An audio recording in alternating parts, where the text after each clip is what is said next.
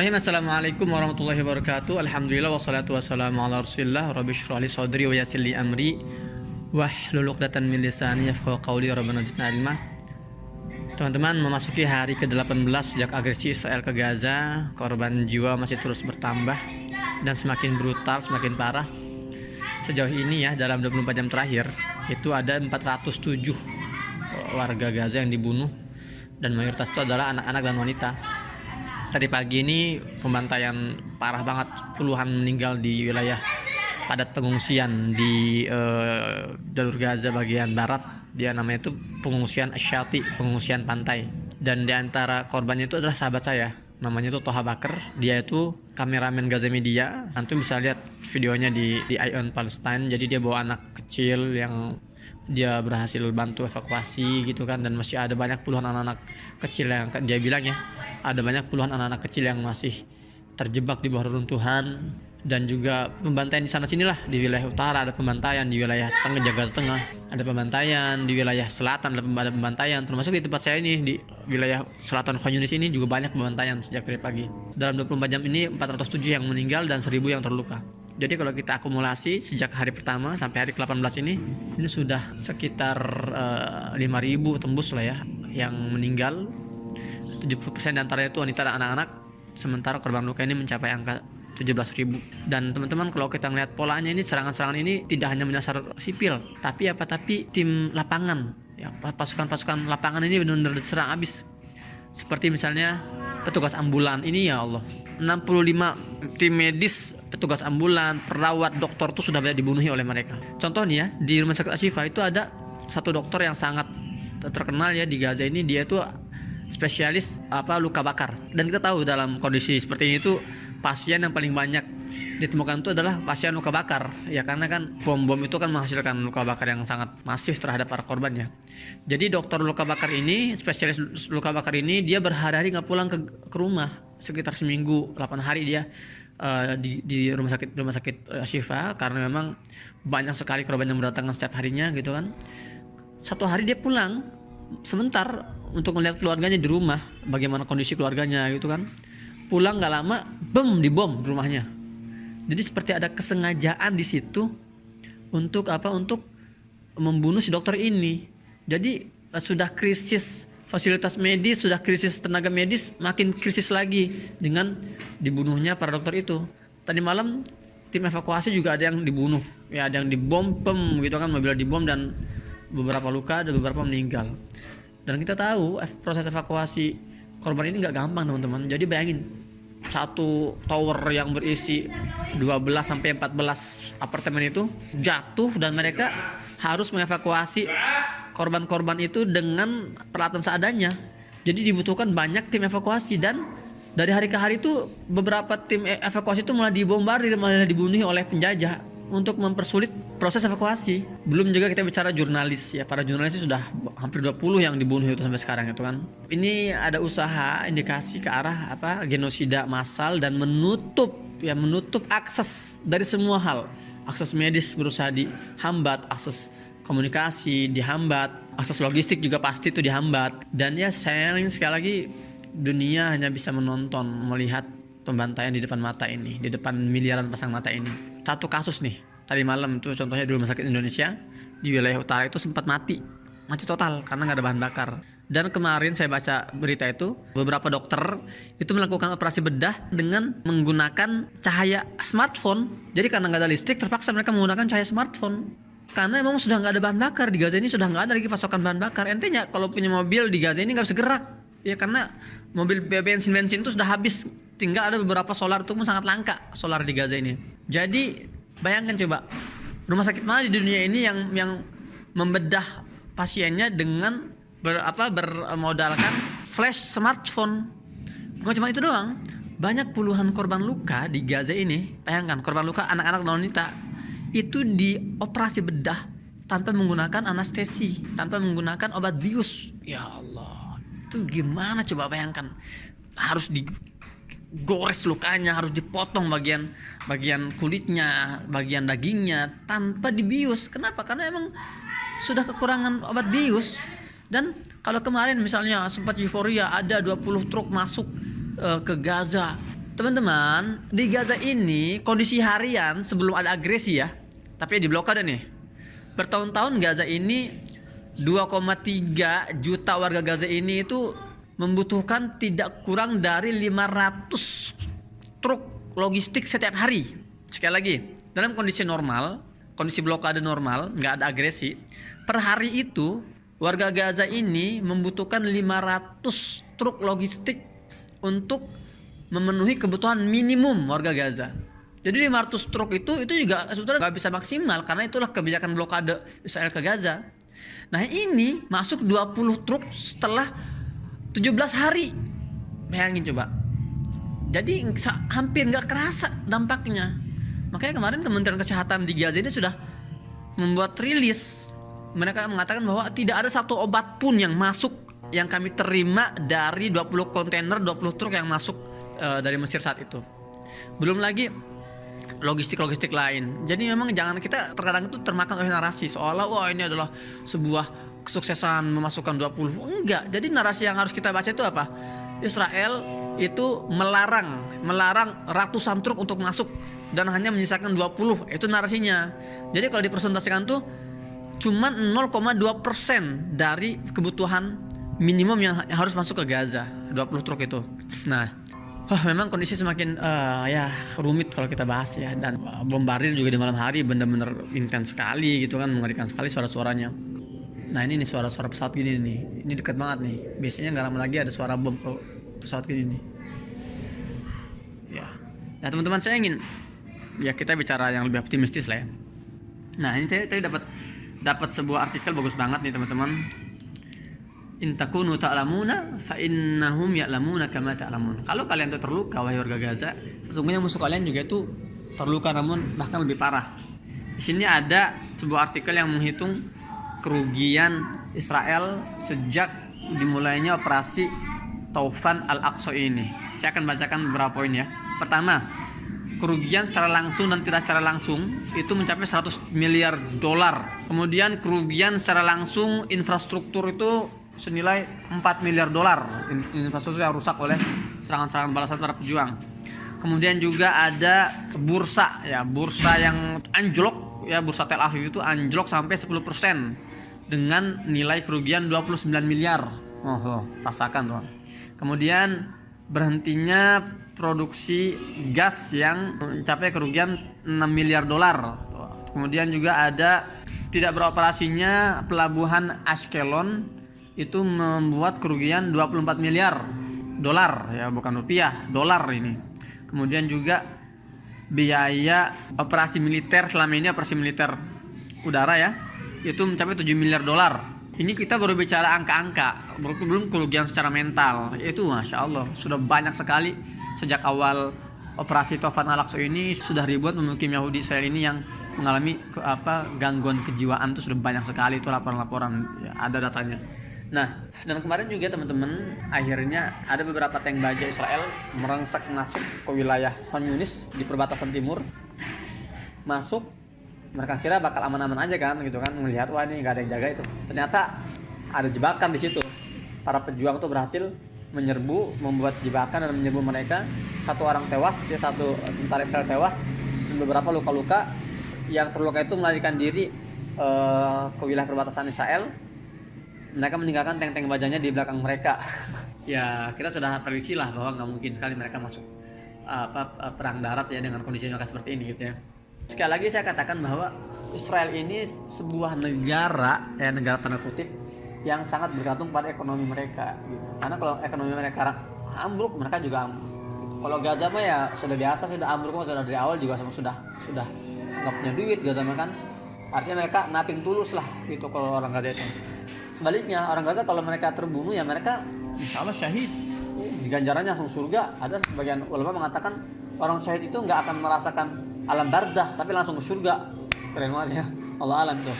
Itu kerugian material dan kerugian psikologi. Nah semalam juga para pejuang Gaza melepaskan 2 pemukim ilegal Yahudi, nenek-nenek dilepaskan karena kondisi mereka yang sangat kritis, kondisi kesehatan, jadi dilepaskan dengan alasan kemanusiaan. Ini sudah luar biasa. Lagi-lagi ini menggampar wajah Barat yang selama ini menuduh para pejuang ini menyiksa para tawanan. Kedua nenek-nenek ini akhirnya dibebaskan, dan bodohnya pihak penjajah itu, kedua nenek ini dikasih panggung untuk bicara depan media. Udah. Makanya saya baca tadi pagi itu banyak media-media Israel itu yang mengatakan ini sebuah blunder besar. Kenapa kita memberikan kesempatan kedua mantan tawanan itu untuk bicara di depan media? Kedua nenek ini polos, menyampaikan apa adanya. Bagaimana mereka itu diperlakukan dengan sangat baik oleh para pejuang. Mereka sangat dirawat dengan hati-hati, tidur di atas kasur yang empuk, makan di atas meja yang sama dengan para pejuang gitu kan, dengan makan makanan yang paling baik yang bisa mereka berikan oleh para pejuang itu. Jadi banyak pihak-pihak Israel ini yang menganggap ini blunder banget nih. Ini benar-benar kekalahan terbesar nih. Kenapa kita malah membiarkan nenek-nenek ini, ya yang baru bebas ini malah bicara di depan media gitu kan. Itulah wayamkurullah Allah khairul makirin. Mereka ini berusaha untuk berkonspirasi, mereka ini berusaha untuk merencanakan sesuatu yang jahat, tapi Allah ini sebaik-baik perencana gitu kan. Yuriduna an yutfi'u nurallahi wallahu mutimmu nurihi walau karihal kafirun. Mereka berusaha untuk memadamkan cahaya-cahaya Allah, tapi Allah menyempurnakan cahaya-cahayanya. Mereka berusaha menuduh orang-orang Gaza ini sebagai orang-orang yang barbar, orang-orang yang tidak berkemanusiaan gitu kan. Tapi mereka blunder dan memberikan panggung untuk membuka kedok sesungguhnya orang Gaza yang ternyata sangat manusiawi, sangat humanis, Masya Allah Ta'ala. Nah, sekarang saya mau masuk ke pembahasan terakhir sebelum saya tutup konten singkat hari ini. Ada yang bertanya kepada saya, dan banyak ini yang bertanya, Ustadz, kemana negara-negara Arab itu Ustadz? Kenapa nggak bergerak bantu Palestina? Kenapa mereka itu terkesan menutup mata, terutama para petinggi-petinggi negara-negara Arab gitu ya? Teman-teman gak usah aneh. Memang kondisi ini sudah digambarkan oleh Nabi Muhammad SAW sejak 1400 tahun yang lalu. Ada sebuah hadis diriwayatkan oleh Sauban. Sauban ini salah satu hamba sahih Nabi SAW. Dia berkata pada suatu hari, dia mendengar Nabi Muhammad SAW bersabda, yushikul umamu an tada'a alaikum kama tada'al akalatu ila qas'atiha. Au fima ma'na.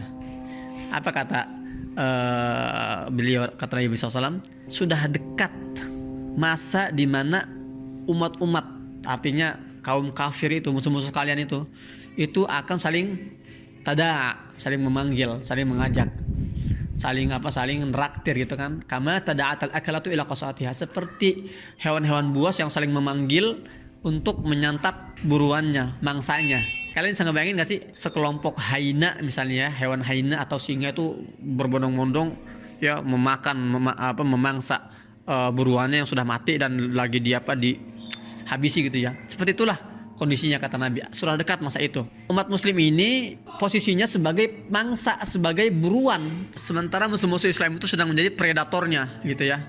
Nah, kata para sahabat, salah seorang sahabat mengatakan, qala qailun hal min qillatin nahnu yawma idzin. Ya Rasulullah, kami jadi mangsa. Bagaimana mungkin umat Islam jadi mangsa kami? Apakah saat itu umat Islam sedikit? Kok bisa jadi mangsa? Gitu. Nah, kata Nabi apa? La bal antum yauma idzin katsir. Oh enggak, sebaliknya. Saat itu kalian umat Islam itu banyak sekali. Kalau sekarang ini istilahnya miliaran lah ya. Dan memang jumlah umat Islam kan lebih dari 2 miliar hari ini kan. Banyak sekali kan. Tapi kok bisa jadi mangsa itu gimana gitu loh. Normalnya itu kan mangsa itu sendiri, terus predator itu yang banyak gitu kan. Nah ini kok kebalik, mangsanya banyak tapi pemangsanya cuma sedikit. Nah kata Nabi apa? Walakinnakum ghusa ka ghusa isil. Tapi saat itu jumlah kamu yang banyak itu nggak berbuat apa-apa. Itu seperti buih-buih di tepi pantai. Ombak ya, ombak yang bergulung di tepi pantai itu ada buih-buihnya tuh. Buih-buih itu nggak ngapain. Kalian kalau berdiri nih di pantai terus terkena buih-buih itu, sakit nggak? Enggak, karena itulah buih tergulung-gulung itu kan bersama sampah dari lautan. Itu buih-buih itu. Ya memang tidak ada dampaknya sama sekali. Artinya lemah selemah-lemahnya saat itu umat Islam itu. Walakinnakum ghusa ka ghusa isil. Dan kata Nabi apa? Wala yanza'anallahu min suduri aduwikum al-mahabata minkum. Dan hari itu Allah mencabut rasa wibawa, hibah, itu haibah, rasa hormat, rasa respect kalian dari jiwa-jiwa musuh kalian. Hari itu umat Islam nggak ada wibawanya. Hari ini maksudnya. Kita lihat umat Islam sekarang apa? Nggak bisa ngapa-ngapain. Teman-teman bayangin coba. Israel itu Ketika mereka playing victim, kemudian mereka teriak-teriak negara-negara Eropa, apa yang terjadi? Amerika Serikat mengirimkan tentaranya, kapal induknya, aircraft carrier-nya, kapal perangnya dibawa oleh Amerika beserta teknologi senjatanya dan pasukan Navy-nya. Inggris juga sama, mengirimkan bantuan-bantuan militer. Umat Islam apa yang dikirim ke Gaza? Kain kafan, serius. Jadi di antara 20 truk bantuan yang masuk ke Gaza itu isinya kain kafan, laki-laki dan perempuan. Ada juga logistik seadanya. Ini kan sebuah lelucon sebetulnya. Ketika Israel itu didukung penuh oleh negara-negara Eropa dengan bantuan militer, Gaza dibantu dengan logistik. Ini adalah pembenaran bukti bahwa nubuat Nabi itu benar. Hari itu kita tidak ada wibawanya lagi, umat Islam tidak ada wibawanya. Sangat memalukan sekali. Dan apa kata Rasulullah selanjutnya? Wala yaqdhifannallahu fi qulubikum alwahan.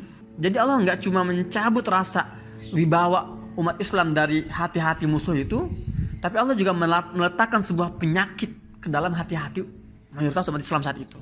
Namanya apa? Al-wahan. Nah, sahabat bertanya, "Wa mal wahan?" Ya Rasulullah, apa itu wahan? Apa jawabannya? Hubbud dunya wa karahiyatul maut. Bukan cinta dunia dan takut mati, beda. Hubbud dunya, cinta dunia dan benci kematian. Beda antara takut mati dengan benci kematian. Kalau takut mati itu semua orang pasti ada rasa takut mati lah.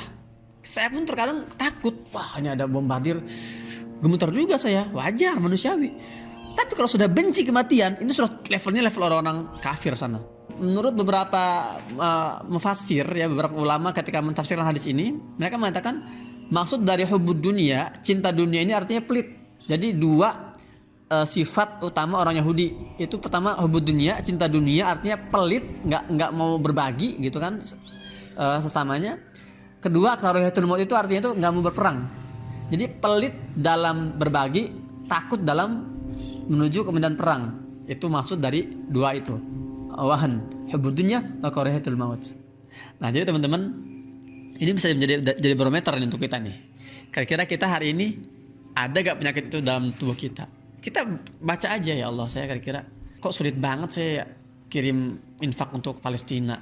Kayaknya berat gitu loh. Mendingan dibeliin kuota lah, atau mendingan dibeliin HP lah, atau gimana. Hati-hati itu. Jangan-jangan itu sudah masuk dalam hubbud dunya itu. Karahiyatul maut, benci kematian, maksudnya apa? Nggak mau berjuang.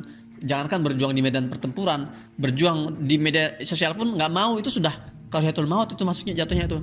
Dan ini jawaban untuk pertanyaan-pertanyaan yang sama. Ada yang mengatakan, kemana negara Arab itu? Kenapa mereka yang punya minyak, yang punya uang berlimpah miliaran rupiah, nggak berani mengeluarkan duitnya untuk Palestina?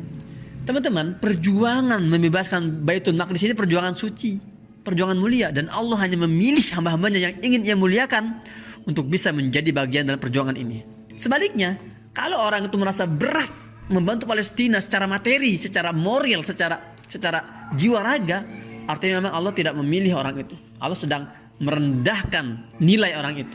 Jadi jangan kaget kalau kalian menemukan banyak orang-orang kaya misalnya itu berat sekali untuk mengeluarkan infak untuk Palestina. Berarti ada penyakit itu tuh, hubbud dunya wa karahiyatul maut itu sedang terjadi berkecamuk. Di sisi lain teman-teman, saya pernah ngisi di berbagai pelosok Indonesia, di desa-desa saya ngisi di wilayah Padang Panjang itu. Saya masuk ke desa-desa, melewati sawah, melewati perkebunan. Di masjid kecil saya mengisi tentang Palestina. Itu orang-orang kampung itu pernah nangis. Ada yang ibu-ibu datang ke saya bersama anaknya. Ini kisah nyata ya. Apa dia bilang? Ustaz, sambil nangis dia bilang, Ustaz, saya cuma punya ini, Ustaz. Uang yang lecek itu nggak banyak, sekitar berapa mungkin 75.000 atau ya gitulah, kurang dari 100.000. Ustaz, saya nggak punya apa-apa, Ustaz, selain ini yang saya punya, Ustaz, titip untuk Palestina. Dalam hati saya, ya Allah, saya bilang, ini Allah memang sedang memilih orang ini ya, si ibu ini nih, untuk yang muliakan. Ya, jadi Allah entengkan tangannya untuk bisa membantu Palestina. Sebaliknya, kalau Allah ingin menghinakan seorang hamba hari ini, Allah beratkan tangannya untuk bisa mengeluarkan, ya, agar sulit mengeluarkan bantuan untuk Palestina. Sekali lagi, itu adalah cara untuk kita mengukur setinggi apa akidah kita di akhir zaman seperti ini. Dia dengan mengukur apakah kita ini masuk ke dalam kategori yang hubbud dunya atau kita hubbul akhirah. Apakah kita masuk orang yang karahiyatul maut atau apa? Atau yuhibbul maut? Apakah kita termasuk golongan orang yang cinta dunia atau cinta akhirat? Atau kita yang benci kematian atau kita yang berani untuk menghadapi kematian. Jadi kalian sekali lagi nggak usah pusing. Memang itu sudah sunatullah. Di akhir zaman ini akan banyak umat Islam, jumlahnya banyak sekali, tapi seperti buih-buih. Dan mayoritas dari mereka adalah orang-orang yang sudah terjangkit penyakit hubud dunya wa karahiyatul maut. Makanya teman-teman, kalau kita terasa ada rasa sesak, nyesel, berat untuk memberi bantuan Palestina, ya jangan gitu ya, itu salah satu bentuk indikasi bahwa kita juga terkena racun bernama wahan itu. Semoga antum semua yang menonton video ini Allah selamatkan ya kita semua ya, Allah selamatkan, Allah bersihkan diri kita dari penyakit wahan ini, dan semoga kita semua termasuk dalam hamba-hamba Allah yang Ia muliakan, yang Allah muliakan untuk bisa berkontribusi dan berperan dalam pembebasan Masjidil Aqsa, Baitul Maqdis dan Palestina. Demikian saya Muhammad Hussein di Gaza Palestina, pamit. Assalamualaikum warahmatullahi wabarakatuh.